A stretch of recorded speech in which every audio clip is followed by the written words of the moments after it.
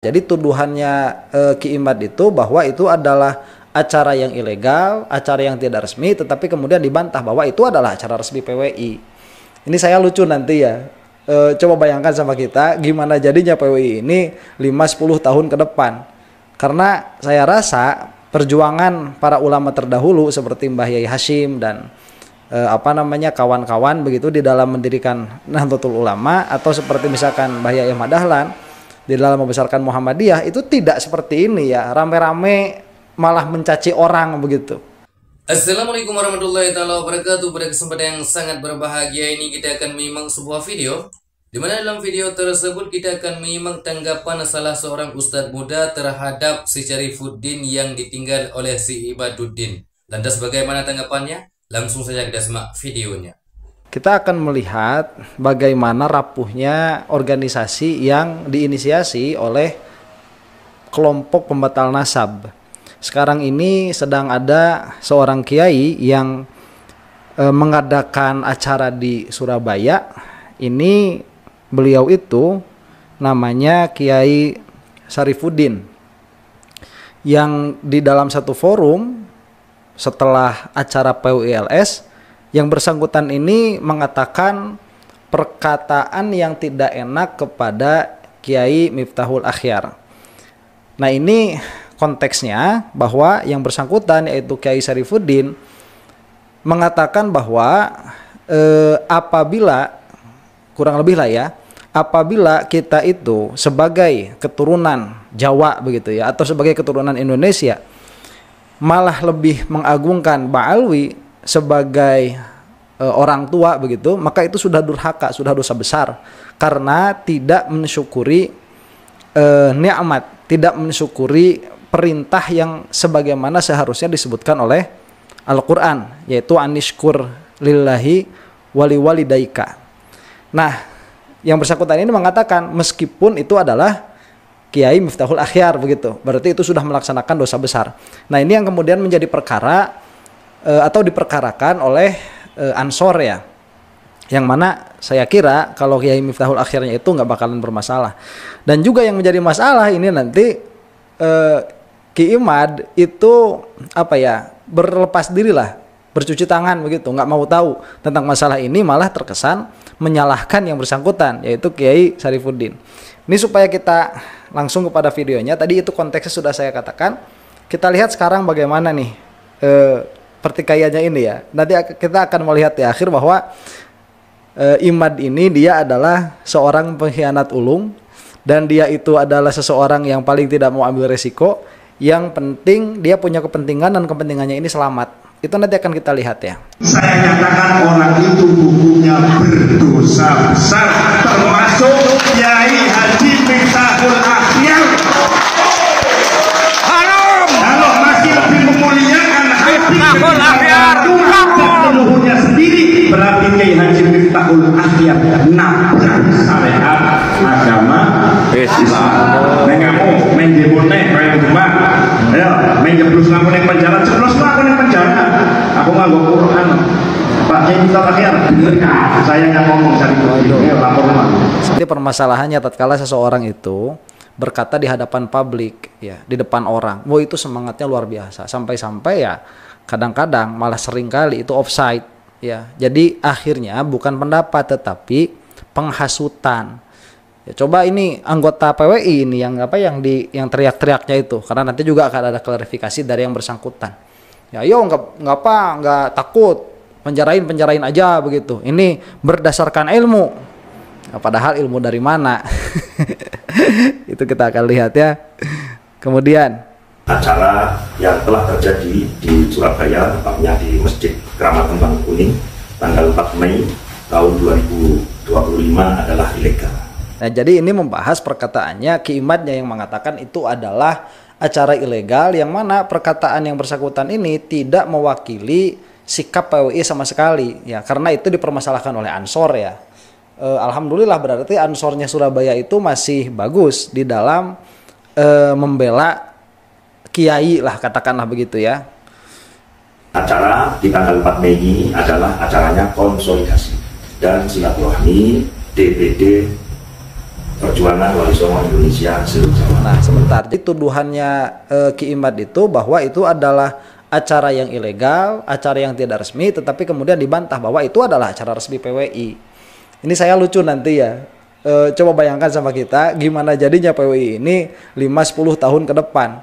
Karena saya rasa perjuangan para ulama terdahulu seperti Mbah Yai Hashim dan kawan-kawan begitu di dalam mendirikan Nahdlatul Ulama, atau seperti misalkan Mbah Yai Ahmad Dahlan di dalam membesarkan Muhammadiyah, itu tidak seperti ini ya, rame-rame malah mencaci orang begitu.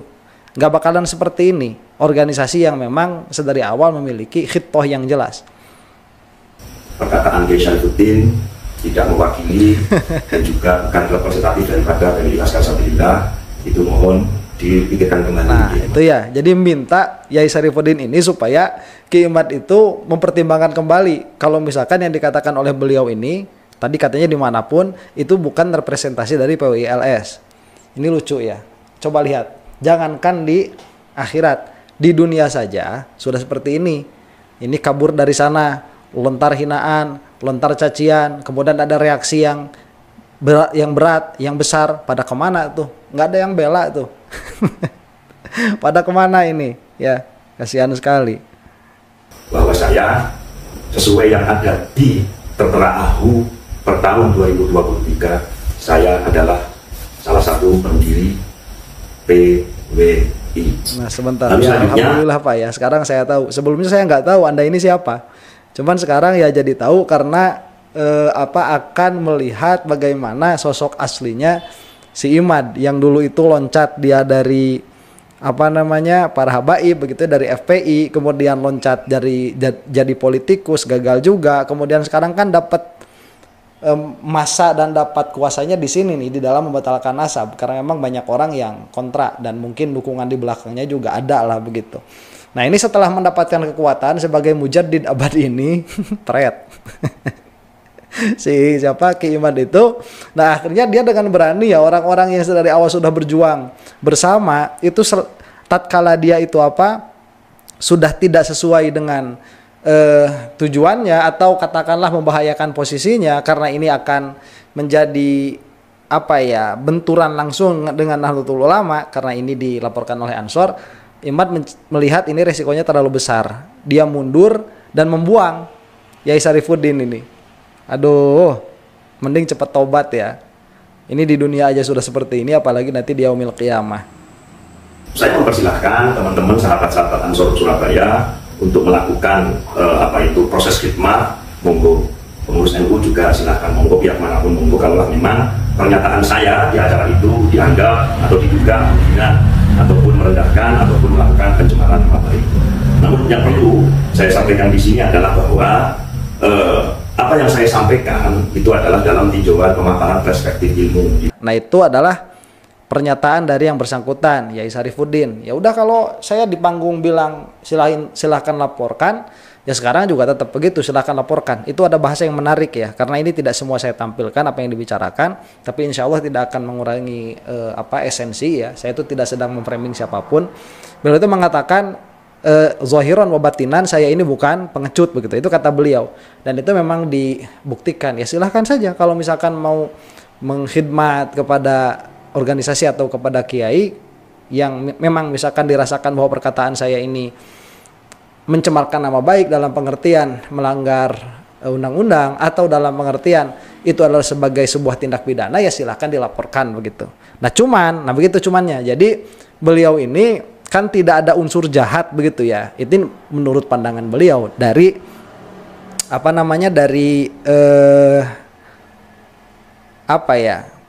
bahasanya itu. Saya jadi lupa. Apa sih namanya itu? Aduh, Masya Allah. Diklarifikasi. Nah, dari klarifikasi yang beliau katakan ini bukan unsur penghinaan, tidak ada unsur jahat, tetapi ini adalah konsekuensi dari memahami satu ayat di dalam Al-Quran. Nah, jadi sekarang setelah tadi kita bahas ya, bagaimana sikapnya Imad dan bagaimana seseorang yang berjuang sedari awal dengan Imad itu sekarang harus merasakan dicampakkan oleh sang mujaddid, beliau ini mau memberi taklil. Jadi sekarang kita lihat kepada ilmu ya, yang katakanlah begitu, yang menjadi landasan beliau itu mengatakan apabila Yai Miftahul Akhyar itu lebih mencintai Ba'alwi, maka itu adalah dosa besar begitu ya. Dosa lah atau tidak dikatakan. Kalau tidak salah tadi katanya dosa besar itu. Nah, ini landasannya. Jadi sekarang kita masuk kepada pola pikirnya Yai Syarifuddin. Apakah pola pikirnya dalam mengatakan demikian itu sudah benar atau tidak? Kita saksikan lagi. Menyebut salah satu bagian Al-Quran, yakni surat Luqman ayat 14, anishkuri wali walidain. Lalu kemudian saya memberikan permisalan. Sebelum permisalan saya menyampaikan kaulah di Jawa Timur yang leluhurnya adalah Wali Songo itu kemudian lebih memuliakan Habib Banawi, maka menurut pendapat saya itu adalah berdosa besar dan menyinggung nama sosok Kiai Haji Miftahul Akhyar. Sekali lagi itu bersifat personal. Itu dulu ya. Jadi anishkurli wali walidayya. Jadi bukan anishkurlillah ya. Tadi saya baca anishkurlillah kalau tidak salah ya. Itu salah berarti. Anishkurli wali walidayya. Nah, ini menurut Yai Syarifuddin, apabila seseorang itu bernasabnya kepada Wali Songo, kemudian malah menghormati Bani Ba'alwi yang mana itu bukan turunannya, maka dia sudah menyalahi ayat tersebut.